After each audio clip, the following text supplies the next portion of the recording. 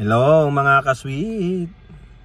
Once again, welcome back sa my sweet AJ vlog. Ito na naman po tayo sa Kwentong Kutsero, no? Today is Wednesday, October 4th. Naku, October 4th? Wednesday ba ngayon? Yes, Wednesday, October 4th.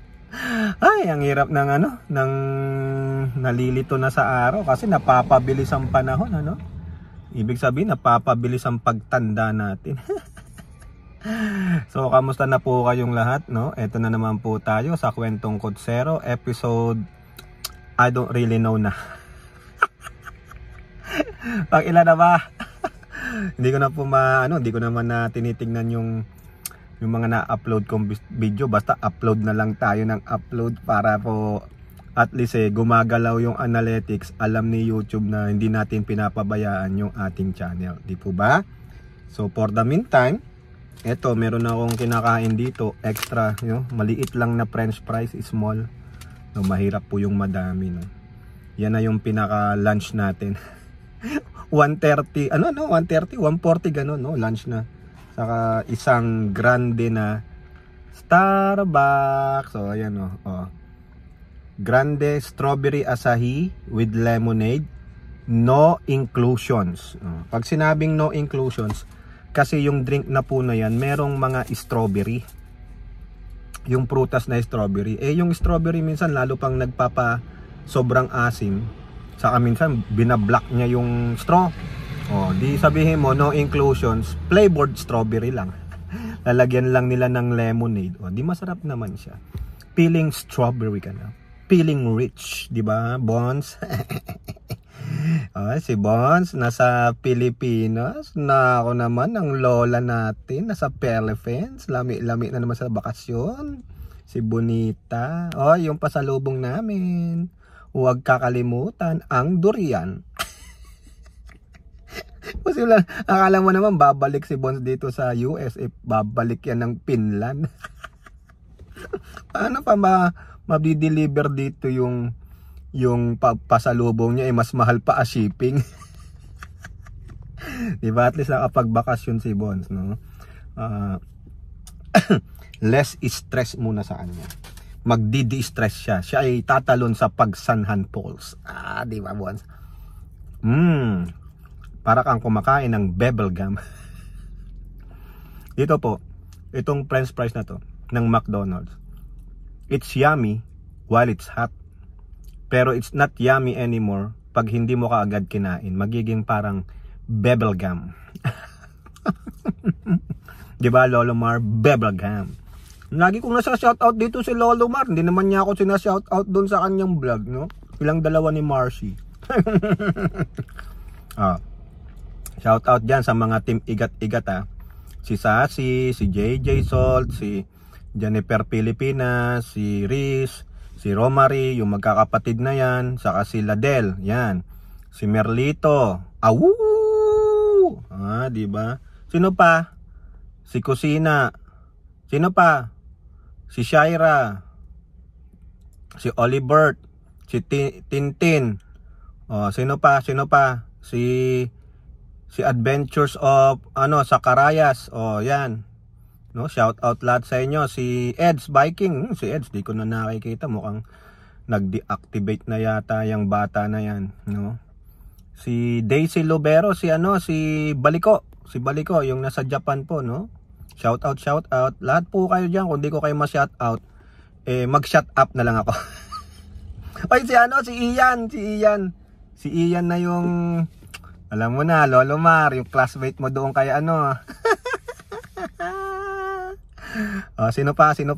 Lahat na kayo dyan sa igat-igat, ha? Okay. So, anong pag-uusapan natin ngayon? Naman, no?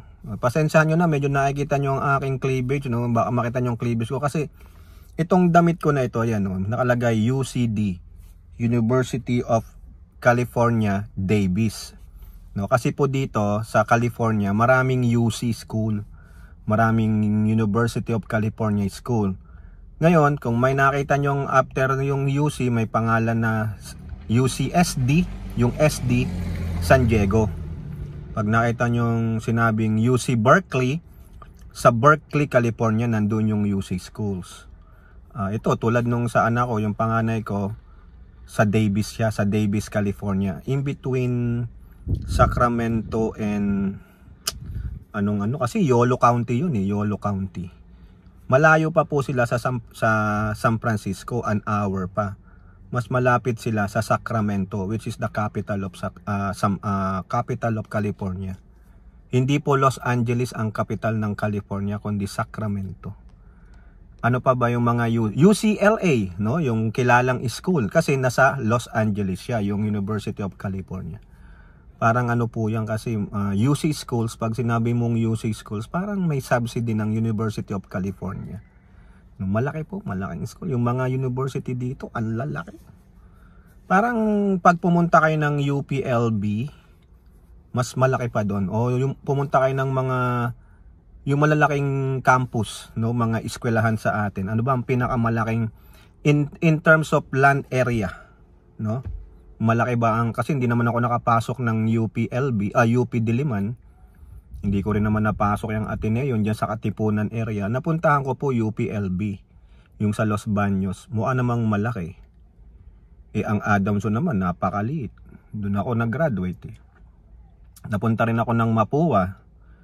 Nung after ko mag-graduate ng high school, nag-apply ako doon. No? Com-eng yung kinuha ko doon. Pero ibinagsak ako ng mechanical engineering. Sabi ko, ayoko. Diyan sa may, alam niyo sa Intramuros, maraming school po dyan. Meron dyan yung Letran. Nandyan ang Lyceum yata Saka PLM. Pamantasan ng lungsod ng Maynila. Tapos Mapua. Correct me if I'm wrong kung yung Lyceum nandyan din sa loob ng mga Intramuros area. Saka yung Letran. Tama po ba ako mali?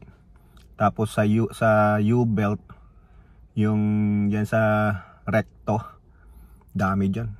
Dyan sa Nagtahan, nandyan yung Beda. Ano pa ba yung isa? Sa Beda, yung katapat niya, Sentro Escolar, CEU. Tapos doon sa may, kalimutan ko kasi, Recto, Avenida sa kabila, yung may LRT, tapos Nagtahan doon. Papuntang San Juan, no? Pero yung FEU papunta po kasi napaikot yan, kalimutan ko yung street yung daan papuntang Evergotesco dito na mall. Tapos yun yung FEU, nandyan lang MLQU, yung NU Bulldogs, nandyan po sila sa looban yan. Pero ang lagi nating nakikita dyan, yung sa Espanya, yung University of Santo Tomas, yan. Tapos FEU, kitang-kita mo yung FEU dahil sa ilalim ng pag iibabaw ka ng Quiapo, kitang-kita mo yan. Sa ilalim din, kita mo yan Daming school po dyan sa Espanya. Dyan sa Quezon. Tapos may Manila Doctors doon sa may circle. Pag lagpas mo sa dulo. Yung nandun yung ozone. Yung ozone na nasunog doon sa looban yun. Tapos pagpasok mo ng Erod, dami rin sa Cubao. Tapos tuloy-tuloy mo yung papuntang Marikina, nandun may TIP din doon, no? Dami pong eskwelahan sa atin pero hindi ko alam kung along Metro Manila ano yung pinakamalaking land area in terms of a school, no? Sa buong Metro Manila. Ewan ko lang sa buong Pilipinas ano yung pinakamalaki. Yung napuntahan ko yung sa anak ko sa Davis. Malaki din. Pero ang gamit lang nila, they don't usually gumagamit ng kotse. Mas maganda gumamit ka ng bikes kasi mas mabilis. No, I think nakakuha ko ng video nyo. No? Tingnan nyo na lang yung mga previous videos ko dyan. Naka naman kasi baka hindi allowed mag video. Kaya lang, pahapyaw lang po. Tulad nung nandun kami minsan, dun sa malaking hall nila. Yung meron silang store campus, yung bilihan nitong mga to. Doon binili ng anak ko to. Doon sa labas. Kala mo parkingan ng kotse, hindi. Parkingan ng mga bisikleta. Pero mo nagkakabungguan pa yung mga. Minsan yung anak ko tumawag nung freshman siya. Kasi pag freshman ka, hindi ka pwedeng magdala ng sasakyan. No, you're not allowed. Ang mandatory, you have to go stay in the dormitory inside the campus. Or yung allotted, no? Kasi yung dormitory po nila nasa labas ng campus. Ang laki ng campus, talagang pang academics and athletics. Pero yung mga dormitories, no, nasa labas pero pag-aari pa rin ng university. Yan, ganun. Meron din yung mga frat house, yung mga tinatawag na frat house. Kung meron kang sumali ka ng fraternities, meron sila yung parang bahay-bahay, parang ganito po, yung ganyang bahay. Tapos may nakalagay sa pintuan nila kung ano po yung kanilang fraternity. Kumbaga, makita nyo yung Lambda Lambda Alpha, ganon. Alpha Alpha Lambda, Kappa Kappa Rho, ganon. Makikita mo yung signs. Kung marunong kayo magbasa ng mga Roman characters, mga ganon, di ba? Yung Alpha, Tau, mga ganon. Pero dito, ang fraternity, hindi po sila yung tulad sa atin na nananakit, yung may namamatay, hindi po. Brotherhood and sisterhood po sila. Alam nyo ginagawa nila? Party. Magpa-party. Oh, party. Instead na, why do you hit your... karamihan ng... Siguro may initiation sila, pero they like to party. Nakita ko nga minsan, nadaanan ko sa frat house eh. Nag-table tennis sila, tapos may hawak-hawak na mga beer. Ganun lang po. They're living their life. Ganun. Kasi dito either you go out to your parents' house or you stay with them. No? Depende sa'yo. Sa atin talagang family oriented tayo. Dito after ng high school, yung they wanna get out of your house, they gonna get out of your house. Yung anak ko mas piniling pumunta sa sa malayo. Sabi niya, malayo muna tayo. Ganun. Gusto niya maging independent. O sige, matuto ka diyan, mamuhay ka mag-isa. 'Di ba? Maganda naman 'yun. Sa akin maganda 'yun kasi ganun din yung ginawa ko noon. Umalis din ako sa Gapo. Sabi ko, wala akong mahihita dito. O Dilayas. Ayun. Nabot ako Manila. O diba, natuto kang mamuhay mag-isa. Alam mo yung gusto mo, alam mo yung ayaw mo. At alam mo ang gagawin kung merong mga events na hindi pabagay sa'yo. Yung mga decisions in life, alam mo. Kung may crisis kang dadaanan, alam mo paano itatackle before you seek the help of yung kamag-anak or kaibigan. Ganun po yun. Matututo ka pag yung independent ka. Malalaman mo na may experience mo ang lahat ng sa buhay, di ba? Tulad nung halimbawa nung nagkolehiyo lang ako, ikwento ko lang sa inyo, 4 years yun sa Adamson. O pag wala kang pera na, yung ang pera mo na lang sa isang linggo 100 piso na lang. Siyempre, mamamasahe ka either jeep or LRT. Sa LRT magkano ba yun noon? Hindi ko na maalala mga kababae. Mga kasweet, 1992 to 1996. Diba? Hindi ko alam kung magkano price yung ng jeep saka yung LRT. Minsan nagji-jeep na lang ako kasi sa LRT haba pila. Ang jeep ko lang naman noon, yung papuntang Adamson papasok, basta dadaan ng TAP. Basta dadaan ng TAP hanggang doon sa Quiapo yan. Quiapo, Caloocan, yan pwede yan, sasakyan namin yan. Pag LRT naman, from Pedro Hill, tama ba? Pedro Hill to UN Station. UN Station, doon yun Okay? Pag pauwi naman, kailangan ang sakyan mo is dadan hanggang Buendia. Kasi doon lang kami sa Pedro Hill doon sa may Women's University. Doon lang kami sa Women's University, yun na yun. Kaya minsan nilalakad ko na lang. Lapit lang naman. Mula TM Calao, TM Calao hanggang Nakpil. At least may makakasabay ka, hindi boring. Minsan may makasabay ka ba dyan din naglalakad o kwentuhan lang kayo, ganun. Minsan sa malamig ka pa. Alam mo yung sa malamig, yung mga pag nauhaw ka na, mahalang soft drink, so bili ka na lang ng ng sago o buko juice. Di ba? Ganun lang, pag wala ng pera, yung mga ka-roommate namin, galing kang Gapo, pautang naman. Ganon yung mga life mo, yung paano ka didiskarte. Tapos yung nung ano na ako, kasi pag freshman, hindi ka hindi ka pwedeng iba-iba ng section, block section kayo. Kung sino yung classmate mo nung first subject hanggang huling subject na yun. Nung natapos yung ganun, sabi ko, anak ng siopaw, ayoko nang makita pagmumukha nitong ito, nakakasawa. Pagdating ko ng freshman second semester, ay na ako, jumping around section na ako. Ang tawag, pre-section ako nanguha ng mga subject ko, anong oras. Ang gusto ko, tanghali hanggang gabi. Lalabas na ako, pasok ako ng alas 11, yun yung first class ko, uwi ako maski na 9:30 na. Siyempre, diba? Single, wala akong problema, ako lang. Gising ako ng alas 10, takbo na yun, walang almusal yun. Wala pang tawag na brunch noon, hindi pa yung uso yung word na brunch sa noon eh.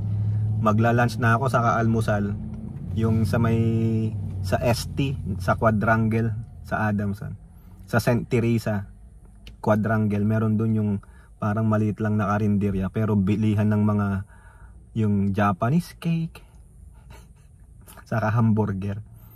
Yung isa doon nagtitinda ng hamburger, si Manang, taga Pangasinan, nagpapanggalatok. Sabi ko, naintindihan kita. Sabi ko, pag bibili ako, dinadagdagan niya ng coleslaw yung burger ko. Sabi ko, ayan ang hapunan, tanghalian ko sa kaalmusal. Sige, ito. Kasi sabi ko, parents ko taga Pangasinan. Ang panggalatok, sabi ko, okay. Yeah, dagdagan niya lang ng coleslaw. Hindi naman yung tinapay, kaya naman ganun. 5 piso nga lang yun nun. Tapos yung juice. Okay na. Hanggang na yun, bago maghapunan. Kaya yung mga sinasabi kong ganun, yung you are living independently. Alam mo paano ka didiskarte, ganun.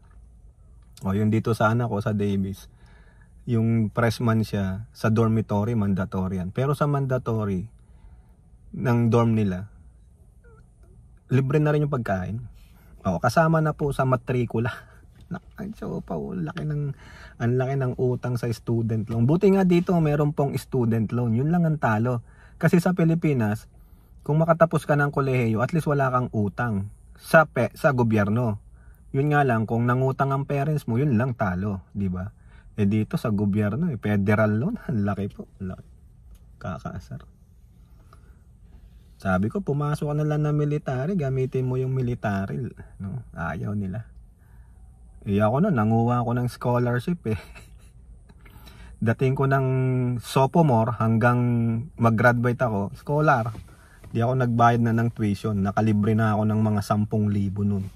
Kasi isang semester ko nun, mga 5,000 plus. Mura pa nun, 1992 to 1996. No? Pero pag nagsasummer ako, nag-a-advance ako ng 2 to 3 subjects, mga 6 to 9 units yun, mahal din. Sagot na ng parents ko yun. Kasi yung scholarship, hindi nila sagot yung yung pag mag-summer ka, mag-advance class. Kaya ako ginawa yung mag-advance class para pagdating ko ng senior, lahat na lang ng subject ko ay majors. Kasi kung may minor pa, biruin nyo, may minor ako, family planning. Family planning, ano naman to, sabi ko. Parang wala lang mailagay na, para lang mapunan doon sa curriculum, nilagay family planning. Anong relationship niyan? Family planning, anak ng siopaw. Kahit hindi ka naman mag-family planning, alam mong gagawin mo sa buhay mo, di ba? Siopaw, Wala namang laboratory. Di ba, Lolo Mar? Dapat yung ganun, may lab. Pag family planning, to demonstrate, di ba? Di ba? Siya, mahaba na pala to. Bukas naman, ha? Tuloy na lang natin tong kwentuhan natin. Lives lang tayo. Lives. Okay, wala mo nang awitan kasi sakit ng lalamunan ko. Okay, I'll see you tomorrow. Bye-bye. God bless.